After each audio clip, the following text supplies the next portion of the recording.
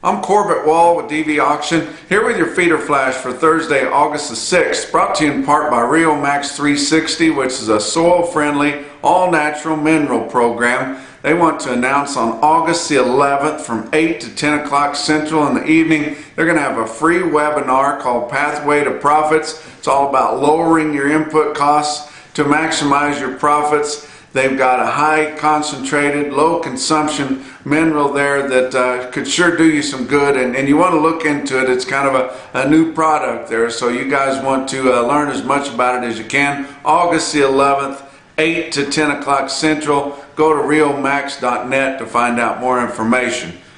Got a Kansas loss, and I'm not talking about the Jayhawks. They haven't even started playing football yet, and it's unclear whether they will or not, but Kansas loss was in the Senate race they had on Tuesday, and both of the candidates that were aware and interested and willing to do something about our cattle industry issues got beat. Chris Kobach and Dave Lindstrom both got beat. They had too many. It was too crowded in that Senate race there.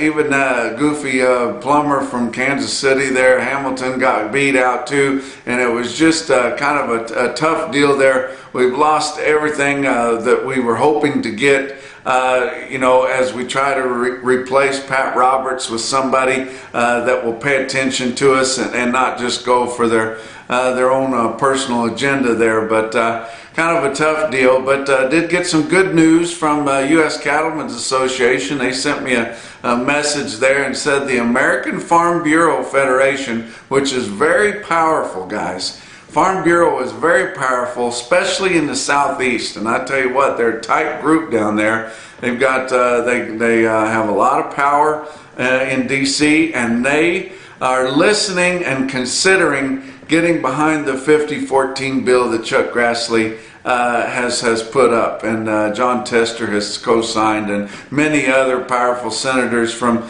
a bunch of different ag states have also put their name on too. But they're interested in maybe preserving our small producers as much as we can. And if you think about American Farm Bureau, that's what they're all about, and that's what 5014 is all about. It's not about your big feedlots. It's about your small producers and your backgrounds. We want to keep as many players in this industry as possible, and to do that, we've got to strengthen that one price, that cash price. We've got to get some competition in there, some transparency in there. That one price for fat cattle each week is what everything's based upon as you go on down.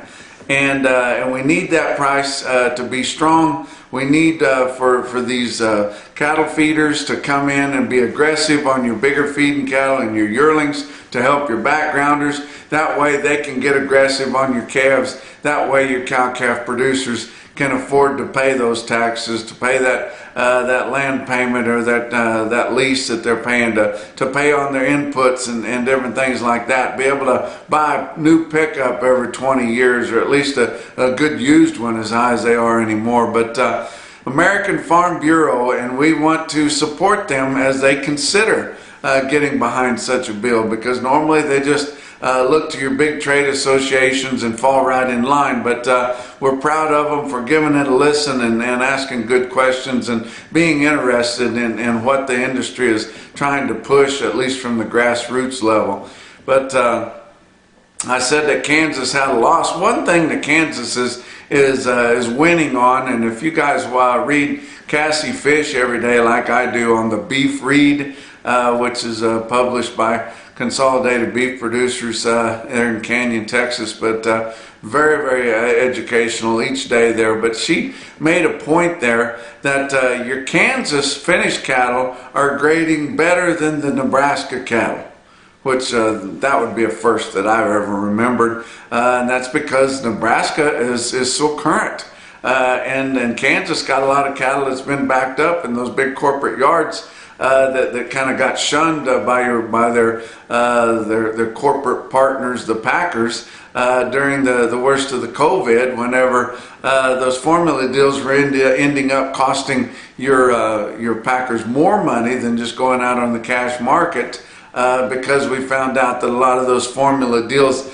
include kickers that have to do with box beef cutout values, and they had launched those things to way over $4.50 a pound. Maybe they went back to profit sharing for the packing plant, and a lot of those were making millions of dollars per day, and so they left them out there high and dry. And those Kansas feedlots have got bigger cattle with more days on them than the Nebraska cattle do. And even though the Nebraska cattle are better in quality, whenever they're bringing them into the plant, those longer day cattle have more quality in their carcass. But that's interesting, and it goes to show you why these packers are going down into Kansas, buying cattle and sending them north into their Nebraska slaughter plants, because they would rather pay the $3 or $4 freight than they would give $3 or $4 more in the market, because that's going to affect all the other cattle that they're buying too. But that's kind of the way that goes. Let's look at your board on Wednesday. Your August live cattle futures up 2 cents, so really nothing at 102.30. October down 2 cents at 107.45. And it looks like we're kind of at a pivot right here. We've had a very supportive board here on Live Cattle 2 for the last several weeks, and now we get to a week where they're selling cattle in your Southern Plains feedlots $3 higher on a Tuesday, and we can't get any more support than that on your board. It almost makes you feel like we're right here on a pivot point, because you know, a lot of your analysts have saying we're a little bit top heavy there, but your long-term forecasts from the people that are supposed to be in the know are very bullish, because it's becoming more evident all the time that getting through this glut of cattle, and we spoke about the backed up cattle that are getting heavier in the Southern Plains, is not going to take as long, because there simply weren't as many calves in that 2019 calf crop as USDA told us there were. They may have been conceived, but they weren't born, or they didn't make it on out because of the rough winter conditions there up in the Northern Plains. We had flooding, we had this, we had that, we had sickness, we had a lot of problems there, and they didn't take any of those into account, which kind of robbed us of likely a much better market than we have right now. But going out front on your live cattle futures, down a nickel to up 57 cents, and that down a nickel was on your furthest out traded month, December of 21. But not a whole lot of volatility there, but it still feels like, you know, it could be a change of direction. The August feeder cattle up a dime, 144.80. September down 15 cents at 146.47, and I tell you what, these feeder cattle futures contracts are trading at a sizable premium to what your cash feeder cattle are bringing, and your cash feeder cattle are higher just about every day, but they can't seem to catch this board. And I tell you what, we've really got this board up there, and they've been kind of building it and building it and building it here over the last several weeks as we work through these grass yearlings. But we're just about through all the grass yearlings now. Next thing we have to come are a lot of fall calves, and so that market's likely to change direction at some point. But I think a lot of these big outfits that maybe have bought calves for fall delivery are going to build that thing up as high as they can, and then hedge their calf purchases there, and then let her fall there without any support on the bottom side. But who knows how this deal works out? That feeder cow futures contract is very shallow. It doesn't take a whole lot to make that thing move. You're going out front in your feeder cattle futures up 22 cents to up 95, so it were better on the out fronts, but just a little bit lower on your closest nearby. Fat cattle trade, it was hard to get any information out of USDA on Wednesday evening there. None of the reports had updated, none of your feeder cattle reports, but luckily we've got access to a lot of information here on the Feeder Flash, and we're going to give you guys lots of it. Kansas did have some sales there, 900 head, 99 to $1, so that was steady with Tuesday. That's $3 better than last week.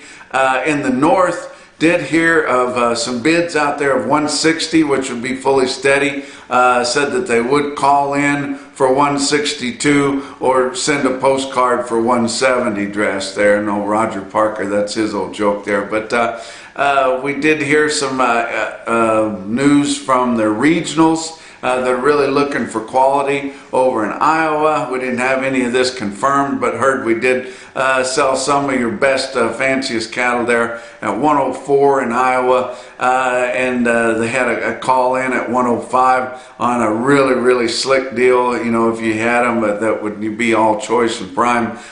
Just a perfect weight slaughter steers there, but nothing confirmed on that. Box beef cutout values were just a little mixed here, and we're suffering a little bit on our beef demand right now domestically. We really need the government to let these restaurants back in business. And I tell you what, you go in you know, most places they're cut down to at least half of their regular capacity in these restaurants. People, and they're wanting you to wear a mask as you cross the threshold into the building, but then once you get in there you can do whatever the hell you want, which it doesn't make any sense to me. That you've got places like New Mexico, which I feel sorry for those people over there, that you cannot go indoors and eat in New Mexico.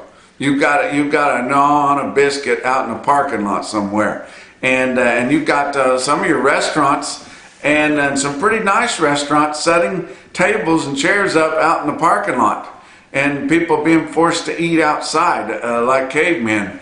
But I guess the cavemen never had to deal with the COVID-19. But anyway, we need food service to come back. Our export demand is excellent, and so luckily that's kind of holding things together. But choice cuts on Wednesday afternoon, 204.24 down 42 cents. Selects up a nickel at 190.45. Your slaughter is going to be a little bit disappointing because we did have one plant dark one day this week already, and they're just not really cranking up the change speeds here as they're starting to have to pay more for these fat cattle. And I just told you what the box beef cutouts were. You know, they're not making that 2,500 head a day, 2,500 a head as they were making back during the worst of the COVID, and likely, you know, just making a couple of hundred there, God forbid. But slaughter 346,000 through Wednesday. That's compares to 355,000, so 9,000 less than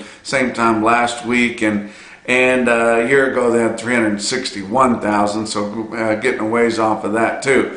But let's talk about your feeder cattle markets. I got a bunch of quotes for you.